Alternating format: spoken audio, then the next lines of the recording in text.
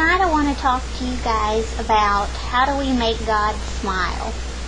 Well, of course, I think that's by doing good and following His Word. I think we need to kind of look throughout the Bible to see the different people that did make God smile.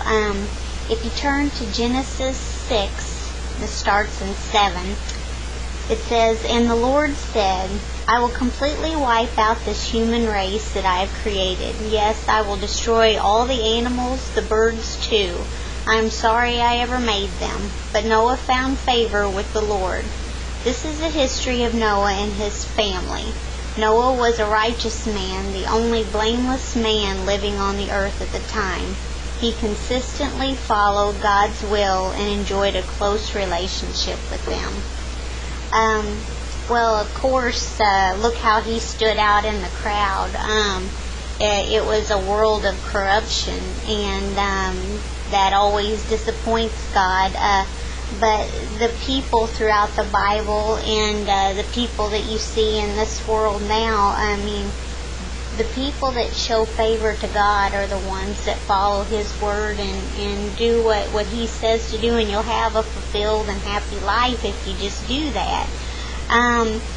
It goes on to say in Genesis 6, this is in 22, he was asking Noah to build the ark, and he, of course, all the different people were, making fun of him because, how absurd is that? They had never even seen rain before, so flooding the earth, they just thought that was absurd, that he was like crazy, But if you turn to Genesis 6:22, when God asked Noah to do that, it says, "So Noah did exactly as God commanded him." That is definitely a big key factor in making him smile. Just doing what He wants you to do. If you look throughout the Bible at the different people that made God smile, Joseph was another one that, and he's my favorite, guy in the Bible, because he was, look at all he endured, and I think that's the key to making God smile, is having that never give up attitude, that you're never going to give up, that you're going to do what He wants you to do, sometimes even when it hurts, because it's His will, and that you're going to be a better person for it in the long run. If you guys haven't ever heard the story of Joseph, he had several brothers, and Joseph was pretty much his dad's favorite, and all the other brothers were kind of jealous of him, and but he was a good guy, and sometimes people are kind of like that, thinking, well, how come they get all the favoritism? Well, maybe it's because they're doing right and doing what they're supposed to be doing. But his brothers decided, after his dad had gave him this robe, they decided to throw Joseph down in this pit, and they were going to kill him, and then it ended up they sold him into slavery, and then he ended up going to jail. Then due to a lady accusing him of a rape and that he did not do, then he ended up eventually on down the line, he ended up becoming the right-hand man leader of Egypt. If you turn to Genesis 39, this is talking about when Joseph was more or less being accused of this crime of rape that he didn't even commit. But it says, this starts in 7 in Genesis 39. "Now Joseph was a very handsome and well-built young man, and about this time Potiphar's wife began to desire him and invited him to sleep with her, but Joseph refused. "Look," he told her, "my master trusts me with everything in his entire household. No one here has more authority than I do. He has held back nothing from me except you, because you are his wife. How could I ever do such a wicked thing? It would be a great sin against God." He endured several different, trials like this, and he never gave in to temptation of doing anything against God's will. And so, like I said, on down the road, he did become, the more or less the leader of Egypt. And later on, his brothers, the ones that tried to kill him, he eventually ended up saving them from poverty. And here they thought he was, long gone, didn't know whatever become of him, and they told their dad that he had died.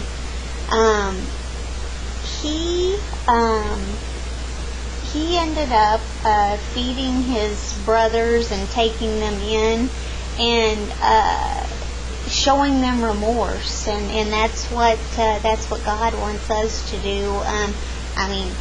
I don't know about you, but imagine your own flesh and blood, your brothers, trying to kill you, and then forgiving them and taking them in and providing for them and loving them. He more or less told them, it's okay, that you did this, this was supposed to happen so I could, bring you guys out of poverty. What an awesome guy. I wish we could all be like that, and we can. We just have to read his word daily to get a hold of how to be that kind of person, how to make God smile. If you turn to Genesis 45, this is 1 through 8, it says, "But don't be angry at yourselves that you did this to me, for God did it. He sent me here ahead of you to preserve your lives." Joseph looked at it as this way, like he took that bad and turned it to good. And that always makes God smile. In Genesis 42, Joseph says, "I am a God-fearing man." And that's what I know some people kind of mistake that, for, well, how's that feeling, love, if you're fearing something? Well, because you want to do what's pleasing to him. That means that you're God-fearing. And, I want to be a God-fearing woman. I want to one day stand before him and he tells me, "Marcy, job well done, you did a good job." And that will make me smile because he's smiling down on me. If you look at the people throughout the Bible that were kind of rounders and kind of did wrong, that turned that around and started to do good, that's with any of us that have had sin in our life. If you turn that around and we don't need to hold on to our whole life, like every single bad thing that we've ever done. We can turn that around and be a good person. Maybe you got a rough start in the beginning. There's people that have done some pretty bad things out there that have become ministers later on in life. You can change that, and God definitely smiles when you do that. If you look at Saul, that became Paul, in the Bible, he wanted to kill Christians, and he wrote, a lot of the New Testament, like I shared with you all the other night. The thing that makes God smile, when we don't give up in the midst of trouble, look at the disciples when they were going out.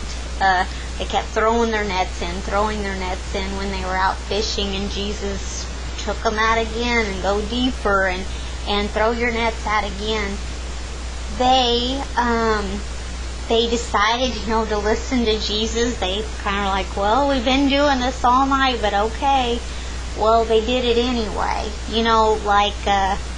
When you're in the middle of something and you're feeling like giving up, don't give up, because you got to get to the other side. In the beginning, it's hard. In the middle, it's still a little rough. But if you can get to the other side, you're going to have a great victory if you just hold on. And I just kind of want to, encourage all of you guys to, do that and have a never give up attitude. And don't do the things for God thinking that you're going to get something out of it. Kind of like, my mom told me a funny story that she said that she was watching Funniest Home Videos, and this little girl was on there, and she lost a tooth, and she stuck a little piece of paper all wadded up. She tried to make it look like a tooth and stuck it under her pillow. And so the mom, to get her back for that, she stuck a little ticket underneath the little girl's pillow instead of putting money under there. And the tooth fairy said, well, here's your ticket, because that's not a real tooth. And the mom went in the next day with the video camera, and she said the little girl was so mad, saying, get the camera off me, I didn't get any money. And I just laughed when my mom told me that, because I thought, that's how a lot of people are. They're thinking, if you just, they're wanting something for nothing. Or like that girl thinking, well, she would get the big prize, money. But that's not what it's about. It's about doing good because you love Him. And I hope this helped somebody today. And I hope you all have a good night. I love you, and God bless.